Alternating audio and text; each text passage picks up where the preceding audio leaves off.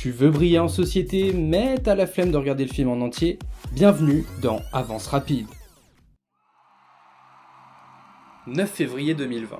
Le tout Hollywood se tient debout dans le Dolby Theatre de Los Angeles et les applaudissements résonnent. And the Oscar goes to Parasite.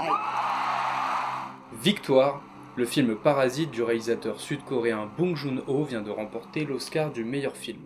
Tu as certainement entendu parler de ce film, mais pour diverses raisons tu es passé à côté, et bien aujourd'hui ce temps est révolu. Après cette vidéo, tu connaîtras les essentiels sur ce film comme si tu l'avais vu. Je rappelle que cette vidéo est pleine de spoilers, donc te voilà prévenu. Entrons dans le vif du sujet. Let's go. Parasite, c'est un thriller sud-coréen sorti en 2019 et réalisé par Bong Joon-ho. C'est son 7ème film, après entre autres Memories of Murder, The Host, Snowpiercer ou Okja. Parasite a fait parler de lui suite à son succès surprise. En effet, rien qu'en France, il a presque atteint les 2 millions d'entrées en bout de course, des chiffres inédits pour un film coréen. Fort de ce succès, le producteur Joker Film a même lancé la ressortie du film avec une version française, le film étant disponible seulement en version originale jusqu'alors. Mais en plus d'un succès public avec 270 millions de dollars engrangés dans le monde, Parasite est un succès critique. Il remporta la Palme d'Or au Festival de Cannes 2019 et 4 Oscars dont meilleur réalisateur, meilleur scénario original, meilleur film international et meilleur film, rien que ça. Au casting, on retrouvera un habitué des films du réalisateur puisque l'acteur Sung Kang-ho était déjà présent dans Memories of Murder, The Host et Snowpiercer. Dit plus tôt, ce film est un thriller, mais en réalité plusieurs genres sont mélangés. C'est pour ça que certaines scènes ont des élans comiques, là où certaines autres transpirent le cinéma d'horreur. Alors c'est bien beau tout ça, mais le film, il parle de quoi ?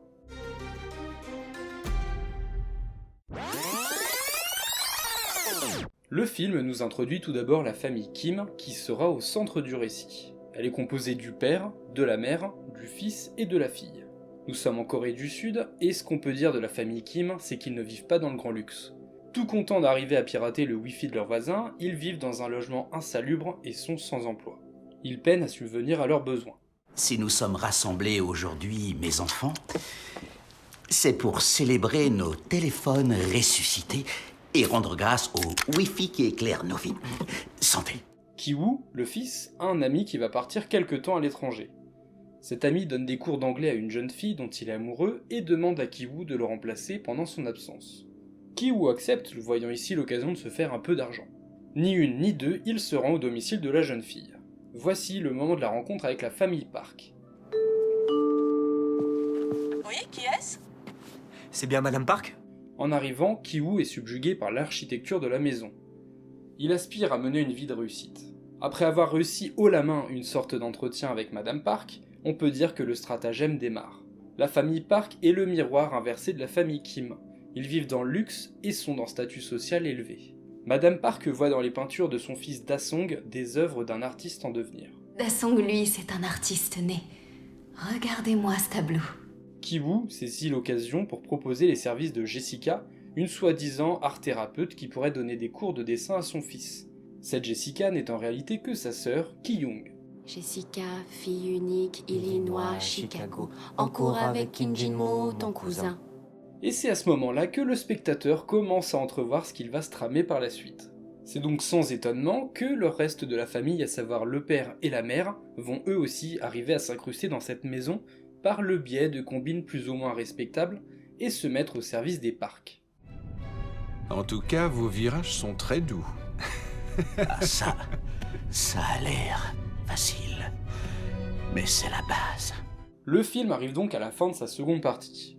Tout semble aller pour le mieux, mais comme dans des montagnes russes après l'ascension, la chute n'en est que plus vertigineuse. La famille Park s'en va en week-end et laisse à leurs nouveaux serviteurs le soin de s'occuper de la maison en leur absence. Les convives en profitent à cœur joie. Papa, allez, laisse-moi te rajouter une petite goutte. Et voilà. C'est la grande classe, là. Tout est calme jusqu'à cet instant. On sonne à la porte, c'est Moon Wang, l'ancienne gouvernante que les Kim ont fait virer. Elle demande à rentrer à tout prix dans la maison. Qu'est-ce qui se passe ? Chérie ! Elle se précipite à la cave et on découvre un bunker caché dans lequel est hébergé son mari, qui vit clandestinement ici depuis des années. Après un accrochage, l'ancienne gouvernante mortellement blessée se fait enfermer avec son mari. La situation revient à la normale, mais c'est sans compter sur la famille Park qui, suite à de violents orages, décide de rentrer plus tôt de son week-end. Tout le monde n'a d'autre choix que de se cacher dans la maison et faire comme si de rien n'était. À l'arrivée des Park, la famille Kim s'enfuit et découvre leur logement complètement inondé par l'orage. Ils finissent alors la nuit dans un gymnase. Le jour suivant, c'est l'anniversaire de Da-song et Madame Park veut lui organiser une fête d'anniversaire. Tout le monde est convié et la fête va vite tourner au cauchemar. Le mari de la gouvernante parvient à sortir du bunker, il blesse grièvement Ki-woo et sort de la maison. Il tue ensuite Ki-young et se fait tuer par Madame Kim. Monsieur Park veut absolument fuir ce massacre et en sentant l'odeur des protagonistes, il se bouche le nez dans un geste de mépris. Voyant cela, Monsieur Kim est humilié par ce geste, il poignarde Monsieur Park et ensuite s'échappe. Un mois se passe et nous retrouvons Ki-woo qui sort de l'hôpital et qui, comme sa mère, a écopé d'une peine de prison avec sursis. Il comprend que sa sœur est morte ce jour-là et se demande où est son père, complètement introuvable depuis le fameux anniversaire. Pour le moment, la police concentre ses recherches pour retrouver la trace de Monsieur Kim. Après quelques recherches, il se rend compte que son père est caché dans le bunker. Le film se termine sur la lecture d'une lettre que Ki-woo écrit à son père. On y voit Ki-woo qui est parvenu à acheter la maison et qui ouvre le bunker pour retrouver son père heureux.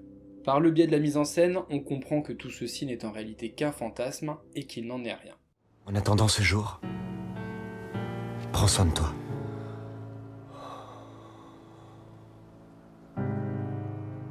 À bientôt.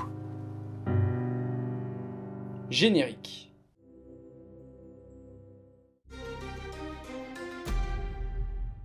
Il est encore trop tôt à l'heure actuelle pour dire si c'est un film qui va devenir culte, car seules les années permettront de le dire. Toutefois, c'est un film qui est fait parler de lui par bien des aspects. Il est original dans sa narration et son histoire tragicomique. Il est visuellement éblouissant avec des plans minutieusement exécutés et marquants. C'est un film qui traite de la lutte des classes et il est ni tout blanc ni tout noir. Bien que prenant pour personnages principaux la famille Kim et leur ascension, on pourrait être à 100% en accord avec leurs décisions, mais l'intelligence du réalisateur est de nous montrer des personnages gris. C'est vrai, on est satisfait lorsqu'ils arrivent à pénétrer dans la maison, mais on ne cautionne pas tous leurs actes. Et il en va de même avec la famille Park. Il aurait pu être aisé de noircir le portrait de cette famille afin de susciter l'approbation du spectateur quant à l'injustice des événements qui leur arrivent, mais ce n'est pas le cas. Est-ce qu'ils méritent ce qui leur arrive? Non. Est-ce qu'ils sont parfaits? Non. Monsieur Park, dans son traitement de la classe sociale inférieure, est méprisant, et en cela, il est détestable. Mais c'est bien là son seul défaut.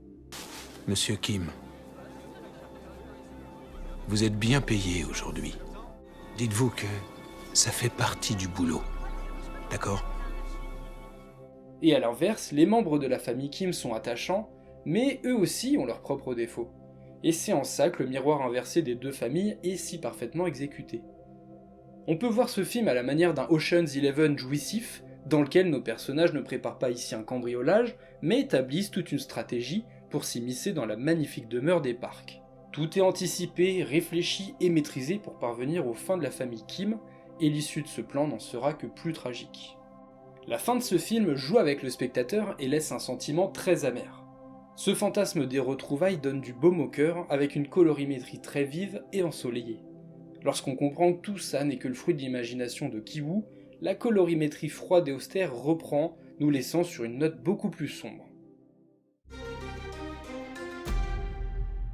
Le réalisateur Bong Joon-ho souhaitait le plus possible préserver l'expérience de visionnage des spectateurs en les protégeant de tout spoiler. C'est pourquoi il a envoyé des lettres à des journalistes en leur demandant de ne pas dévoiler ce qu'il se passe dans le film une fois que les Park aient commencé à travailler chez la famille Kim. Et c'est vrai que ce moment-là dans le film est réellement un moment clé, celui où tout commence. Le film est ressorti dans une version en noir et blanc supervisée par le réalisateur lui-même. Dans cette version, l'aspect horrifique est d'autant plus souligné par l'absence de couleur. Voici une réplique célèbre du film. L'argent, c'est un fer à repasser. Ça aplatit ce qui dépasse. 대림이야 대림이. 돈이 대림이다. 구김살을 쫙 펴줘. Cette simple phrase résume à elle seule tout le film. Elle est dite par Chang-suk, la mère de la famille Kim, après qu'elle ait commencé à travailler pour les parcs. Cette citation illustre l'obsession de la famille Kim à atteindre un statut social et une condition plus élevée, tout en ayant conscience que l'argent permet de cacher les vices de l'être humain.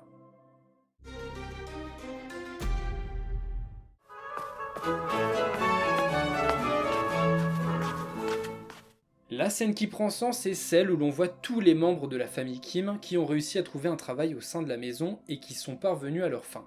Leur plan était extrêmement bien ficelé et culotté, et tout semble leur réussir pour le moment. Qu'est-ce que tu préfères, papa ou les talkie-walkie? Dasong, tu as osé sortir pendant ton cours de dessin?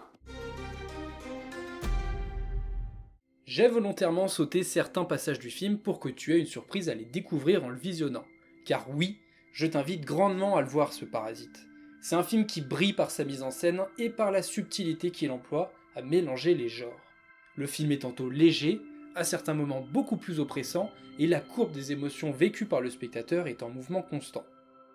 En bref, une expérience de cinéma comme on en fait peu. Pour aller plus loin, je te conseille la vidéo de Mr. Fox qui revient en détail sur les coulisses du doublage du film, une vidéo passionnante. Je te mets le lien en description. Comme d'habitude, like, partage, abonne-toi à la chaîne si c'est pas déjà fait. C'est tout pour moi, j'espère que cette vidéo t'a plu, ciao!